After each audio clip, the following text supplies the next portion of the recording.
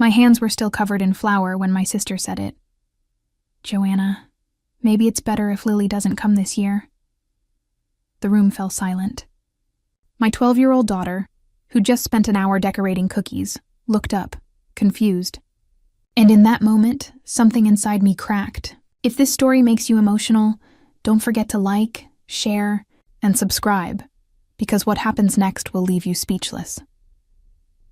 For 12 years, I cooked every Thanksgiving, Christmas, and Easter meal for this family. Every turkey, every pie, every single dish that made them say, "Joanna, you're the best cook we know."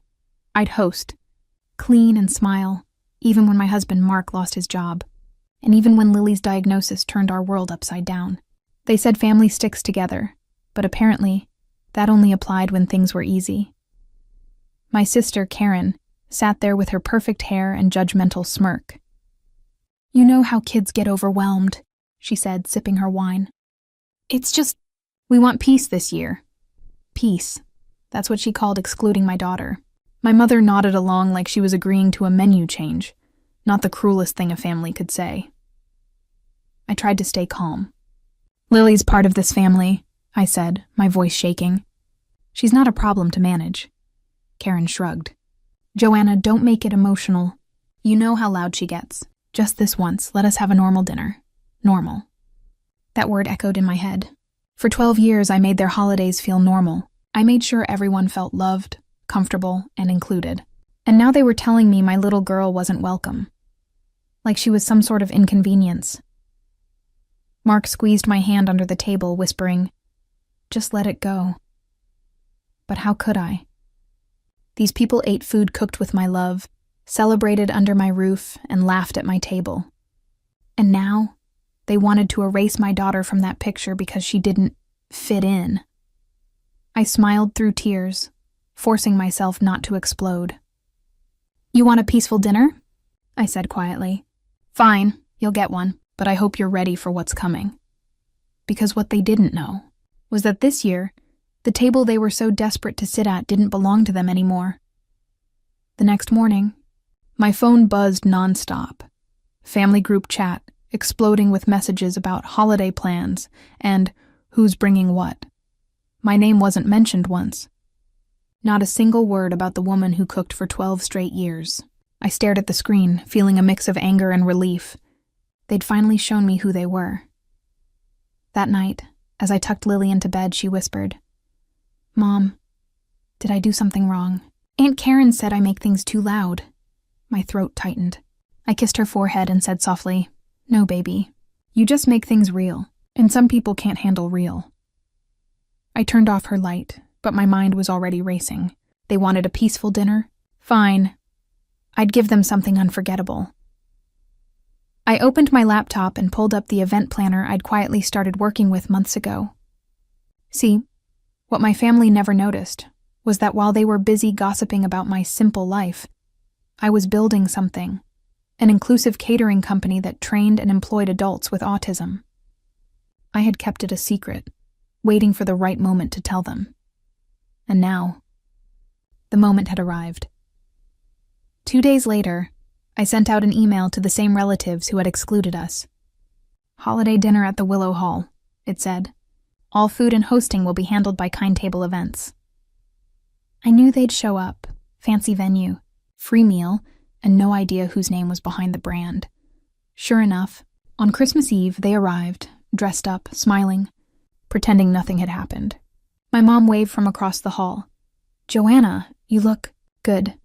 I smiled politely, ignoring the fake warmth. Karen, in her glittery dress, laughed with a few cousins, already complaining about the weird menu. As the dinner started, servers moved gracefully between tables, all wearing the same embroidered logo, Kind Table Events. My sister leaned over and whispered, "At least this year someone else is doing the cooking." I almost laughed. If only she knew. Then came the moment. The host walked to the front, tapped the mic, and said, "Before we begin, the founder of Kind Table would like to say a few words." Karen rolled her eyes. Not a speech." But her smirk vanished the moment I stood up. The entire room froze. Forks clinked, whispers spread like fire. My mother's hand went to her chest. Karen blinked in disbelief. Wait, you're the founder? She stammered, her voice barely a whisper. I walked to the front, microphone in hand, my heart pounding but my smile steady. Yes, I said, my voice echoing through the hall. For years I cooked every meal, every holiday for this family, because I believed love and food brought us together.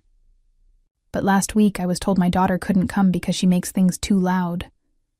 The room fell silent. You could hear every breath. Well, I continued, the meals you're eating tonight were cooked by a team that includes people just like my daughter. People with autism, ADHD, Down syndrome. The same people society calls too much. Karen's face turned pale. My mom stared at the tablecloth, suddenly fascinated by her glass of wine. But I didn't stop there. You see, while you were busy judging me, I was building something. Kind Table now caters for corporate events across the state. We've been featured in Food and Heart magazine last month. Someone gasped. Another relative muttered, "Oh my God." I held up the mic and smiled softly. You wanted peace this year. But maybe what this family needed wasn't peace. It needed truth. I could see Lily standing near the back of the hall, holding one of the event badges I'd made for her. Her eyes were shining with pride. That sight alone made every year of humiliation worth it. Karen tried to recover.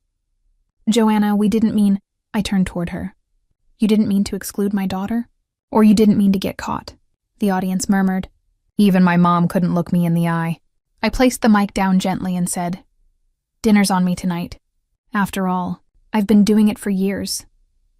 As I walked back to my seat, the applause started slowly, from one table, then another, until the whole room was clapping. Except for Karen. She just sat there, frozen, her perfect image cracking right in front of everyone. But what she did next shocked everyone even more. Karen suddenly stood up, her chair screeching across the floor. You think you're better than us now, Joanna? She snapped, her voice trembling between anger and embarrassment. You're just showing off because you made some money off pity projects. Gasps rippled through the hall. My mom whispered her name. Karen, stop. But she kept going. We all have our struggles. You think cooking for some special kids makes you a hero? Her words sliced through the air like knives. Lily's smile faded, and I saw her shrink back toward the wall. That's when something inside me snapped. I walked right up to Karen, calm but steady. No, Karen.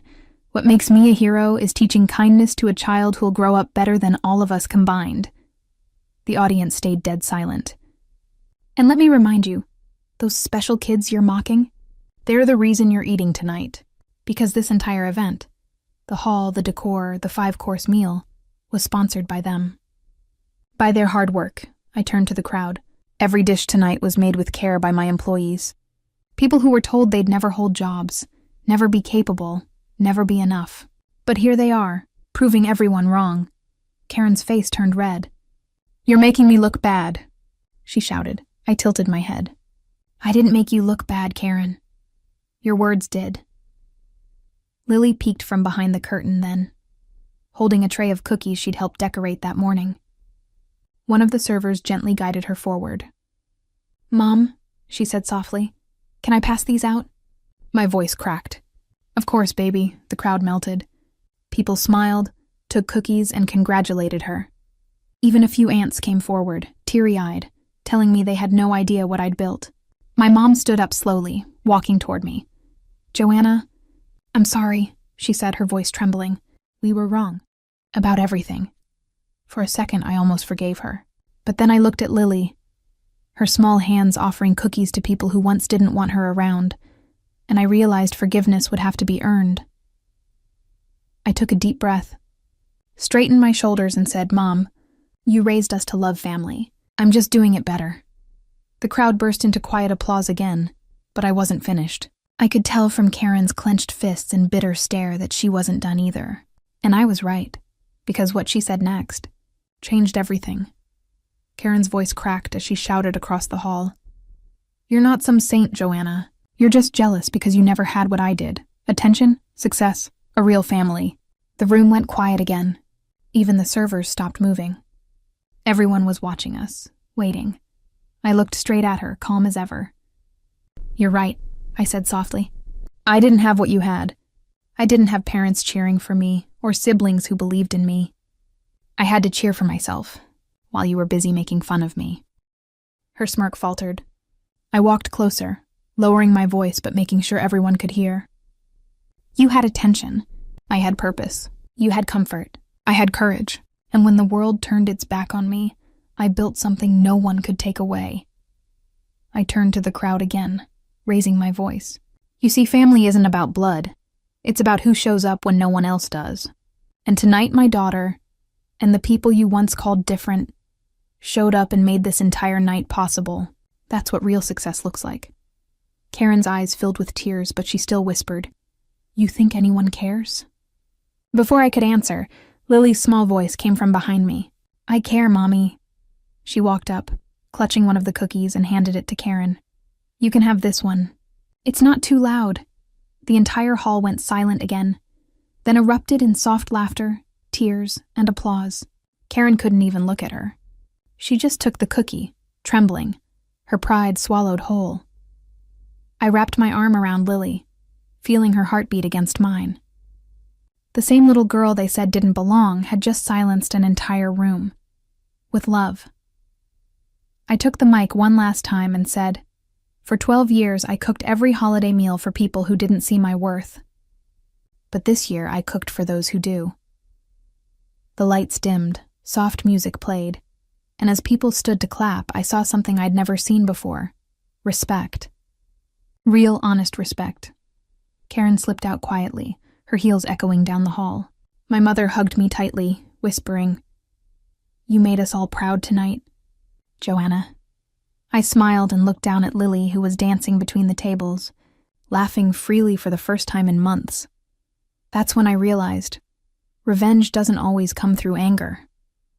Sometimes it's served best on a plate full of grace, and cookies made by the ones they said didn't belong